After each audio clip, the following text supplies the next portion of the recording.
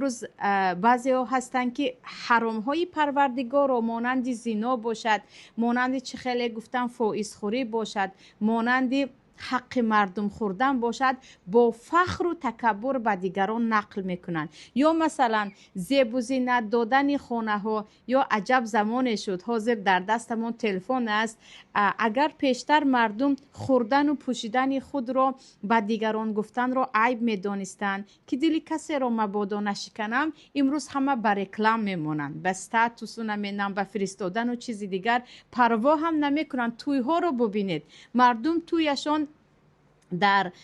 دیوارهای پوشیده بود که اینقدر مردم از داخل عائله ما با خبر نشوند. الان باشد همه چیز رو آشکارا به همه گفتن، زندگی خود را به همچون بازار به مردم کشادن را مردم یک چیزی خوب میدونن، یعنی نمیدونم با این چیز